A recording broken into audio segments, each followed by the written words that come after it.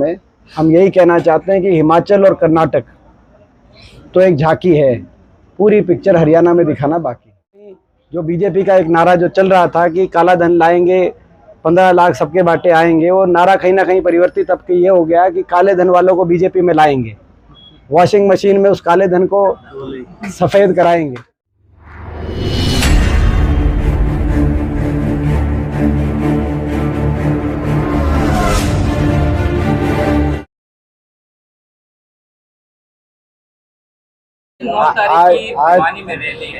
आज सब लेकर कितनी तैयारियां हैं, जो पंडाल तैयार किया जा रहा है, कितने लोगों की आने की उम्मीदें हैं? आज सबसे पहले तो यहाँ पे एक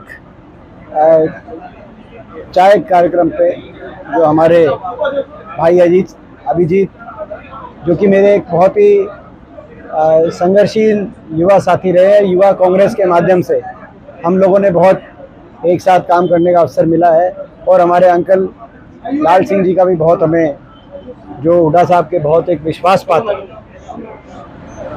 जिन पे हुड्डा साहब का एक बड़ा उनका आपस का, तो उनका बड़ा आज उनके जलपान के कार्यक्रम में पहुँचे हैं। और इतना है, और इस अवसर पे हम ठाकुर वीर सिंह जी, जिनका जो योगदान रहा इस इलाके में, उसको जो है आज हम याद करते हैं। वो आज इस अवसर पे हमारे बीच में हमारे राव दान सिंह जी, वो हमारे बहुत एक वरिष्ठ विधायक, हमारे पूर्व विधायक डॉक्टर शंकर भारद्वाज जी, भाई हमारे सभी एक का मैं नाम ना लेते हुए, भाई प्रदीप जी, भाई राकेश जी, क्योंकि गर्मी और उमस का वो है तो एक का नाम ना लेते हुए सभी प्रेस के साथियों को मैं धन्यवाद करता हूं कि भाई आपने एक ये अग्नि परीक्षा ही देनी पड़ी, क्योंकि इतनी गर्मी हो रही है कि अग्नि परीक्षा है, हमारे लिए भी होगी लेकिन आपके लिए भी है। तो आज जो कार्यकर्ता बैठक का कार्यक्रम था हमारा, विपक्ष आपके समक्ष कार्यक्रम की तैयारी के लिए, उसमें वही एक अपने आप में एक रैली में परिवर्तित हो गया। किसी कोई उम्मीद नहीं कर सकता था कि वो एक रैली में परिवर्तित हो जाएगा, वो एक जनसभा का रूप उसने ले लिया। तो आप अंदाज़ा लगा सकते हैं कि आज हरियाणा प्रदेश में जनता बदलाव चाहती है, भाजपा सरकार से त्रस्त है, और बीजेपी जेजेपी की सरकार जो कि एक नकारा भ्रष्ट सरकार साबित हो चुकी है, इस सरकार से छुटकारा पाना चाहती है जनता, और आशा भरी नज़र से कांग्रेस पार्टी की तरफ देख रही है। पूरे प्रदेश में एक ही आवाज़ आ रही है कि बीजेपी जेजेपी खट्टर दुष्यंत सरकार जा रही है और हुड्डा साहब उदय भान जी के नेतृत्व में कांग्रेस पार्टी की सरकार आ रही है, ये तय है। और 9 तारीख का जहां तक भिवानी का विपक्ष आपके समक्ष कार्यक्रम की बात है, मैं मानता हूं कि भिवानी में ऐतिहासिक साबित होगा विपक्ष आपके समक्ष कार्यक्रम, क्योंकि भिवानी के लोग ये नहीं मानते थे कि सरकार, मेजॉरिटी लोग ये नहीं चाहते थे कि सरकार रिपीट हो, मगर आज आप भिवानी में देखें तो ज़्यादातर अधिकतर विधायक सरकार के पक्ष में नज़र आएंगे आपको। लेकिन कोई जेजेपी में आ गया, कोई इंडिपेंडेंट आ गया, कोई जो है अपना जेजेपी के और कांग्रेस की वोट स्प्लिट होके कई जगह, तो इस तरह का आया कि कांग्रेस, अधिकतर लोग भाजपा के हक में नहीं थे। लेकिन आज 9 में से 7 विधायक चंडीगढ़ में उनके समर्थन में आपको नजर आएंगे, लेकिन विपक्ष में मात्र 2 ही विधायक, मगर जन भावना लोग प्रदर्शित कर देंगे 9 तारीख को। 9 तारीख को जो है सभी विधायक कांग्रेस पार्टी के 30 के 30 विधायक, हमारे कांग्रेस के प्रदेश अध्यक्ष और सांसद तो मैं अकेला ही हूँ, तो विपक्ष के सारे विधायक और सारे सांसद लोगों के बीच में ये हमारा 8वां प्रोग्राम होगा। विपक्ष आपके समक्ष प्रोग्राम के बारे में बता दूं मैं आपको, हमारे 2 प्रोग्राम चल रहे हैं कांग्रेस पार्टी के। एक चल रहा है हाथ से हाथ जोड़ो, वो प्रोग्राम हमारा गांव-गांव घर-घर तक पहुंचने का प्रोग्राम है। वो हर शहर, हर गांव के अंदर प्रोग्राम, हर विधानसभा क्षेत्र में चल रहा है। विपक्ष आपके समक्ष जो कार्यक्रम है, इसका प्रथम चरण सारे लोकसभाओं को कवर करने का है। ये 8वां लोकसभा भिवानी, 7 पहले हो चुके हैं। जब सरकार कहीं नहीं दिखाई दे रही थी, इवन कोविड के अंदर मास्क लगा के भी करना पड़ा, तो करनाल के अंदर विपक्ष आपके समक्ष किया गया।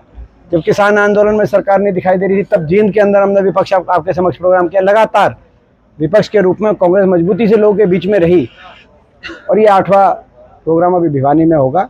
इसके बाद एक हिसार में और एक रोहतक में, 2 लोकसभा क्षेत्र और बचे, तो उनमें अगले किया जाए। दीपेंद्र जी, भिवानी की बात करते, भिवानी में आपने रैली भी रखी है।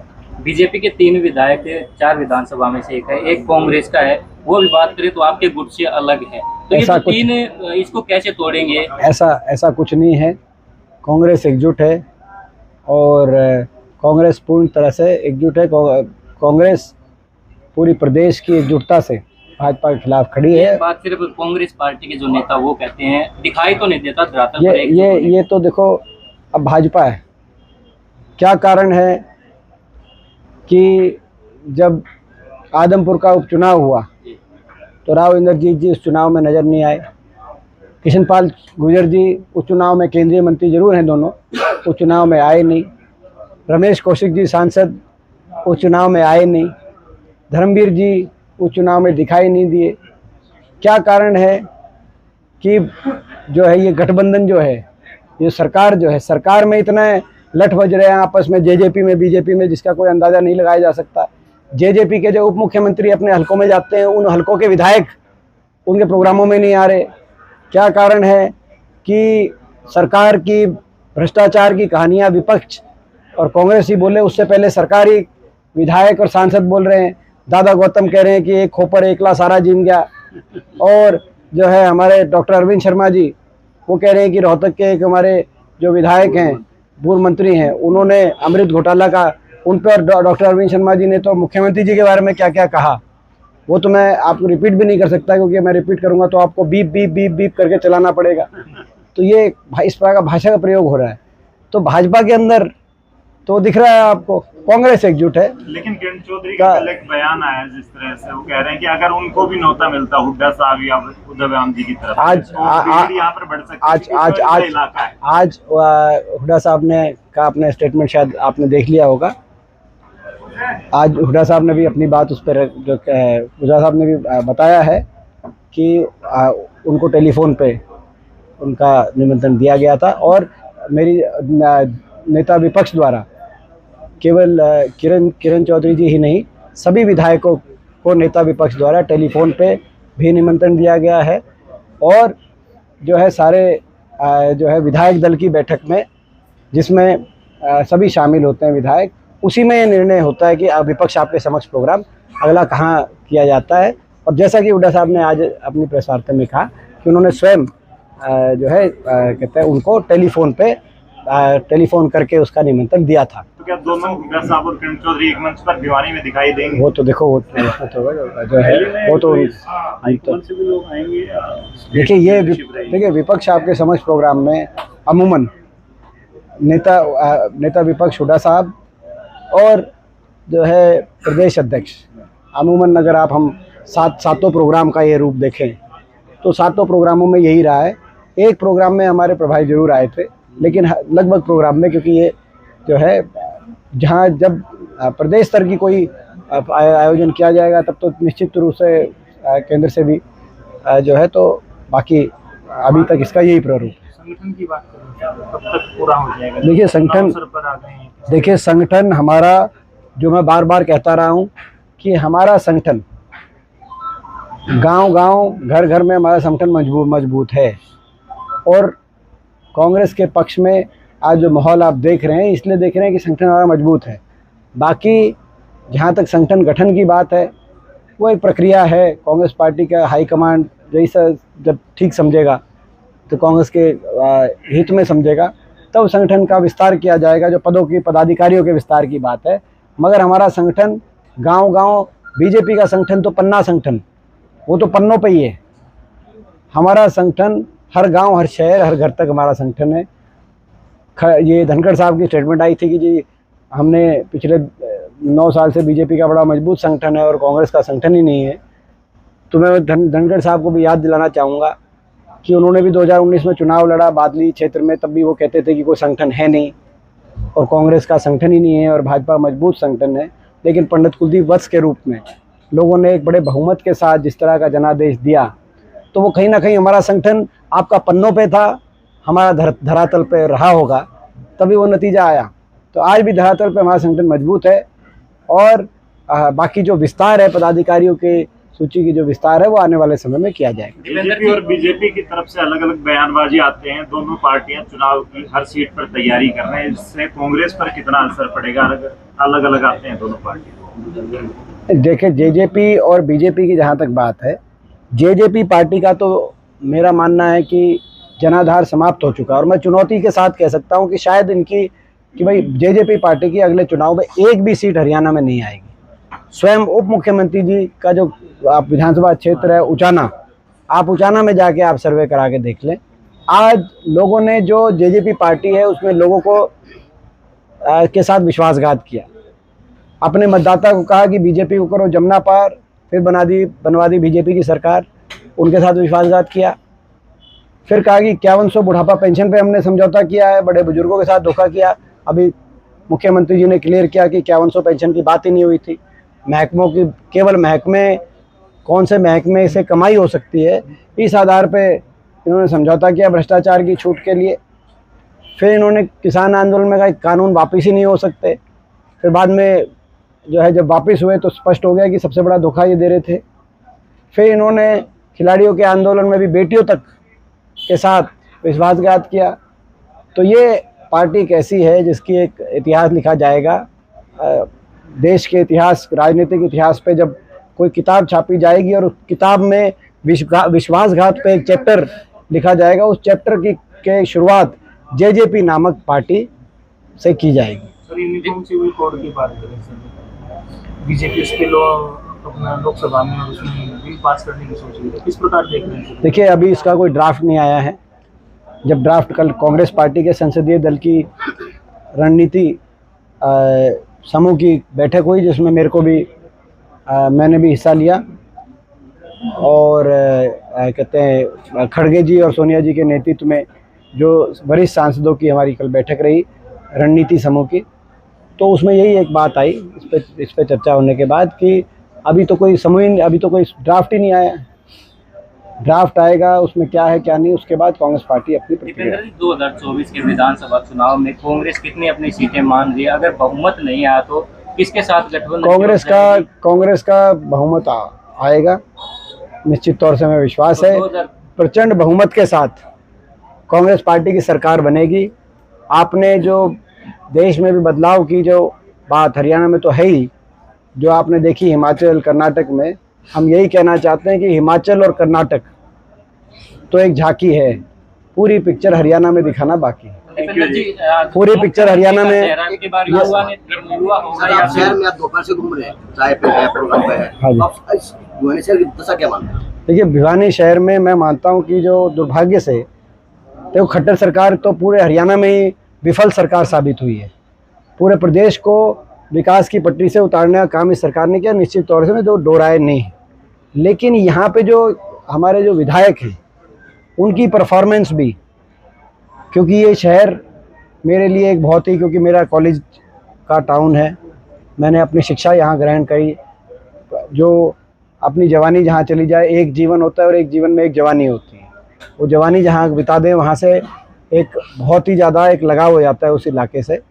तो मैं जो दुर्दशा देखी है आज शहर की, और बीच बीच में मैं तो देखता ही रहता हूँ, तो उसमें रिफ्लेक्शन केवल आप सीएम को ब्लेम करो, सरकार को ब्लेम करो, वो भी काम नहीं चल सकता। कहीं ना कहीं यहाँ के जो विधायक हैं उनको भी अपनी जिम्मेदारी जो है, मैं समझता हूँ उनकी पूर्णतः विफलता दिखाई दे रही है, भिवानी की सड़कों पे दिखाई दे रही है। ये आप भी समझ सकते हो जो मैं कह रहा हूँ। लगाव आपका है, वो कांग्रेस की सरकार बनी तो यहाँ पर विशेष प्यार दिखाई देगा फिर जितेंद्र हुड्डा? बिल्कुल, इसमें कोई दो राय नहीं है। एक सवाल और आपसे, उस तरफ से कुलदीप बिश्नोई का बयान आया है कि वो अपने पिता भूपेंद्र हुड्डा का ही फिक्र करें, वो बहुत जल्द भ्रष्टाचार के मामले में जेल जाने वाले हैं। क्या ऐसा है? मैं कुछ नहीं कहना चाहता, कह बहुत कुछ सकते हैं, लेकिन मैं समझता हूँ उनको जो कहना था वो आदमपुर की जनता ने कह दिया। हम धन्यवाद करते हैं आदमपुर की जनता का, जिन्होंने कांग्रेस पार्टी की रिकॉर्ड जो है अपना वोटें देते हुए 42% वोट वहाँ देने का हमने काम किया। और पूरी सरकार की ताकत झोंकने के बाद, बीजेपी और जेजेपी के गठबंधन के बाद, सारी ताकतों के एक हो जाने के बाद वो जो चुनाव लड़ा गया, वो कांग्रेस के रास्ते में वहाँ रास्ता रोकने के लिए केवल जो है कुलदीप बिश्नोई या बीजेपी नहीं, चाहे वो अजय सिंह जी हों जेजेपी के, चाहे वो इनेलो की बात हो, चाहे वो आम आदमी पार्टी की बात हो, सबका निशाना ये था कांग्रेस पार्टी रुके। और भी कई हो सकता है कि जिसका मैं ना नहीं बोल सकता, आप समझ सकते हो कि पार्टी की कई गरिमाएं होती हैं, हमारी पार्टी के अंदर का एक डिसिप्लिन रहता है। तो बहुत लोग उसके बावजूद वो कांग्रेस पार्टी के प्रत्याशी को एक मजबूती से टक्कर देने का काम आदमपुर के लोगों ने किया, और एक जवाब देने का। इस तरह की राजनीति जो बड़े बड़े जिन पे मुकदमे पाए गए और उसके बाद राज्यसभा में उन्होंने बीजेपी को वोट दी, उसके बाद ज्वाइन करी, तो आदमपुर का चुनाव हो गया। एजेंसीज, भाजपा के मंत्री जो कहते थे कि इनके ऊपर काले धन के मुकदमे हैं, विदेशों में संपत्ति पकड़ी गई और पता नहीं क्या क्या, मैं व्यक्तिगत बात नहीं करना चाहता, लेकिन कहीं ना कहीं जो बीजेपी का एक नारा जो चल रहा था कि काला धन लाएंगे, 15 लाख सबके बाटे आएंगे, वो नारा कहीं ना कहीं परिवर्तित अब ये हो गया कि काले धन वालों को बीजेपी में लाएंगे, वॉशिंग मशीन में उस काले धन को सफ़ेद कराएंगे और तत्पश्चात आदमपुर से चुनाव लड़वाएंगे। तो ये जो है स्थिति आपने देखी, मगर मैं कुछ नहीं कहना था, आदमपुर के लोगों ने वो जवाब दिया वहाँ, और हम धन्यवाद करते हैं। और प्रदेश में जैसे मैंने कहा, ये सरकार एक भ्रष्टाचार के समझौते के आधार पर बनी हुई सरकार साबित हो गई है। चाहे मैंने उदाहरण आदमपुर का दिया हो, चाहे मैंने जेजेपी के समझौते का उदाहरण दिया हो, और हरियाणा के भविष्य को भूल गई सरकार। हरियाणा को विकास की पटरी से उतार के बेरोजगारी में नंबर 1 बनाने वाली सरकार ये बन चुकी है, और इसीलिए प्रदेश में बदलाव बेहद जरूरी है, और उस बदलाव के लिए हम लड़ रहे हैं। मुख्यमंत्री होंगे तो सारा बदलाव हो जाएगा सर। भाई अभिजीत लाल सिंह